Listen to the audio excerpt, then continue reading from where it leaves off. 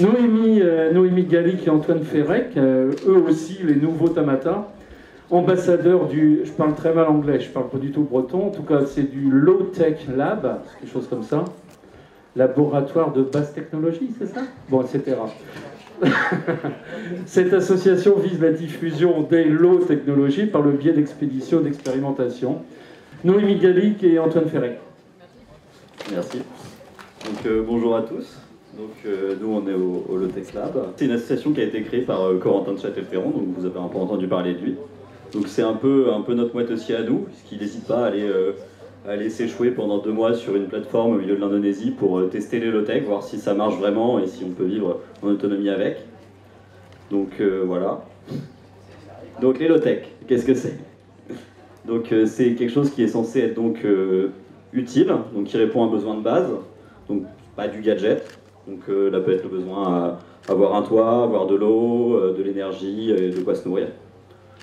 C'est quelque chose qui doit être durable, donc réparable, facilement fabricable par tout le monde et accessible et même disponible à tout le monde. C'est pour ça que le site a une plateforme sur internet, sur son site, donc on peut retrouver plein de tutos pour fabriquer soi-même des low-tech, donc que ce soit des chauffeurs solaires, des chauffe-eau solaires avec des matériaux de récupération comme juste des grilles de frigo et 2-3 tuyaux et on en fait un chauffe-eau solaire et on économise beaucoup d'énergie. Et ensuite aussi que ce soit accessible à tout le monde. Donc du coup c'est pour ça que les plans et les moyens de fabrication sont disponibles sur le site internet pour les refaire chez soi et qu'elles ne coûtent pas cher et que voilà. Et donc Noémie va vous présenter un peu les autres projets du Low Tech Lab.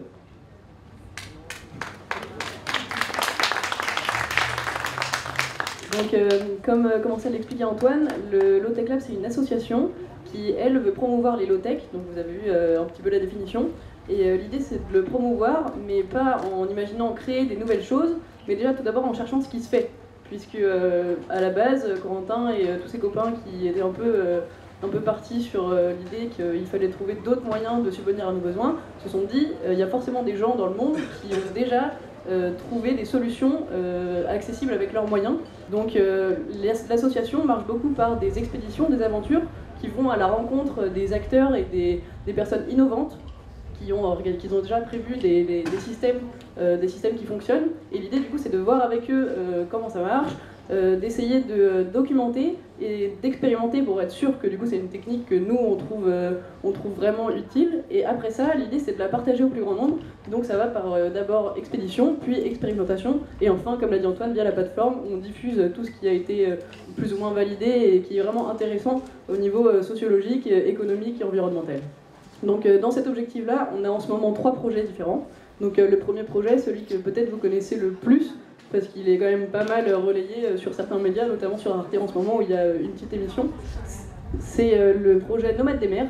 Donc en fait c'est un équipage dont le président de l'association Corentin de Châtel-Ferrand qui est parti autour du monde à la rencontre des innovateurs low-tech et donc qui a effectivement documenté, comme je vous l'ai dit, tous les systèmes qu'on trouvait intéressants.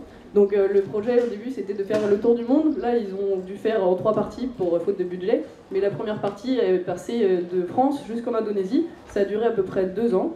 Là ils ont documenté à peu près une trentaine de systèmes qui ont été documentés et expérimentés, puisque le bateau c'est un catamaran qui sert aussi de laboratoire. Et donc sur ce laboratoire l'idée c'est de se servir des systèmes pour vivre en autonomie plus ou moins complète et donc de valider l'utilité de systèmes low-tech. Maintenant, là, ils ont repris une deuxième partie de l'expédition, donc ils sont partis d'Indonésie, ils ont été à Taïwan, Japon, et ils vont continuer comme ça après la traversée du Pacifique pour continuer à sourcer d'autres technologies, puisque d'autres cultures, donc peut-être d'autres manières de faire les choses ou d'autres besoins. Là, par exemple, ils ont fait quelque chose qu'on pourrait croire high-tech, mais avec peu de moyens. Là, ils sont sur un ordinateur low-tech. Donc l'idée c'est d'avoir un ordinateur qui permet d'avoir simplement les besoins de base, donc se documenter sur des systèmes concrets, des choses importantes, par exemple juste un accès à Wikipédia ou à d'autres plateformes, notamment le site du Low Tech Lab pour accéder aux tutoriels. Et donc c'est un ordinateur qu'on peut faire soi-même avec environ 30 € et peut-être des objets de récup comme un ancien écran qui ne servait plus à un autre ordinateur. Et donc tout ça par exemple c'est quelqu'un au Japon qui a commencé à fabriquer ça avec une petite carte qu'on trouve facilement. Et donc c'est un des systèmes qui sont en train de sourcer sur cette deuxième partie d'expédition. Là je sais pas, je crois qu'il rentre en juillet pour encore continuer du coup la recherche des futures low technologies qu'ils vont trouver dans la troisième partie. Donc ça c'est pour le projet Nomade des mers. Il y a aussi un livre qui est sorti qui explique à peu près toutes les low-tech qu'ils ont sourcées, les acteurs qu'ils ont rencontrés et à peu près les projets. Donc le deuxième projet du Low-Tech Lab, c'est un projet qui lui cherche toujours à diffuser les low-tech, mais cette fois-ci ils se sont rendus compte que ce qu'ils sourçaient autour du monde, c'était peut-être pas forcément adapté à nos besoins, par exemple en France ou dans les régions plus occidentales. Donc ils se sont dit, bah, très bien, on a vu des choses incroyables qui pouvaient aider plein de personnes dans leur vie de tous les jours, mais est-ce que nous, les Français, on sera prêts à les adopter pour chez nous? Est-ce que du coup c'est quelque chose qui sera réalisable ou pas? Donc ils ont plutôt été, par exemple, l'exemple qu'ils aiment bien donner, c'est la cuisson au bois. Il y a plein de pays où c'est quelque chose qui marche très bien, mais nous ici, on ne va pas demander à notre voisin de cuisiner au bois parce que ça va consommer moins d'énergie. On n'a pas cette culture-là. Donc l'idée, c'était d'aller chercher des nouveaux systèmes de low technologie, mais cette fois en France. C'est pour ça qu'il y a un deuxième projet qui, lui, est parti en expédition, toujours parce qu'on aime bien le système d'expédition. Ils sont partis en expédition en Tour de France, et ils ont rencontré tous les acteurs de la low-tech ou des personnes qui ont innové chez elles, mais en France. Donc ils ont trouvé des systèmes qui étaient déjà utilisés, et après les avoir recherchés, ils se sont dit c'est très bien, on va les partager parce qu'ils nous plaisent, mais avant de les partager, on veut les expérimenter nous-mêmes pour pas dire aux gens regardez c'est miraculeux, on peut avoir un frigo sans énergie, sans électricité, alors que ça va pas marcher au final. Donc c'est pour ça qu'ils ont conçu une petite maison qu'ils ont aménagée avec une quinzaine de systèmes de low technologie qu'ils ont trouvés pendant leur tour de France. Et là l'objectif c'est pendant 6 mois qu'ils habitent dedans et que suite à leur expérience ils puissent dire bah, tel système est amélioré, tel système fonctionne très bien et c'est une bonne idée de le diffuser et d'essayer de faire en sorte que tout le monde l'ait chez soi parce que économiquement c'est super intéressant, environnementalement l'impact est beaucoup mieux, ou à l'inverse du coup bah, on a tel système, on pensait que c'était génial et ça ne l'est pas. Donc c'est pour ça que dans le Low-Tech Lab on a toujours une phase d'expérimentation qu'on considère très très importante pour être sûr de ne pas faire n'importe quoi. Là, la maison Low-Tech, elle est encore en expérimentation avec eux, et avec un organisme qui aide à faire des mesures pour être sûr de l'impact environnemental et économique. Et après ces 6 mois, elle va être accessible au public pour que ce ne soit pas que des gens comme nous qui sommes déjà convaincus, qui l'ayons testé, mais des personnes curieuses qui ont un mode de vie tout à fait normal et qui ont envie de s'y essayer pour donner leur avis, être convaincus et partager un petit peu l'expérience pour voir si effectivement chez eux ils seraient prêts à mettre ce genre de système. Donc ça c'est le deuxième projet. Et on en arrive au troisième. Tu veux faire le troisième projet, Antoine, ou pas? Antoine va expliquer le troisième projet, puisque c'est le communicant de ce projet, donc ça sera encore mieux. Donc du coup, le troisième projet, c'est un projet qui s'appelle le projet Agami et qui est dans la suite des expéditions du Low-Tech Lab, qui avant était en bateau et maintenant on va changer un peu, on va passer sur la terre avec une voiture, mais c'est une voiture qui va avoir comme objectif de remplacer tous les matériaux issus du pétrole par des matériaux naturels. Essayer de voir si on peut réfléchir à d'autres types de carburants qui sont un peu plus, entre guillemets, low-tech, donc avec récupération d'huile ou en récupérant des plastiques recyclés pour faire du carburant. Et donc cette expédition, elle a comme objectif, du coup, la voiture, elle est fabriquée à Madagascar, dans un atelier-usine qui fait de l'économie sociale et solidaire.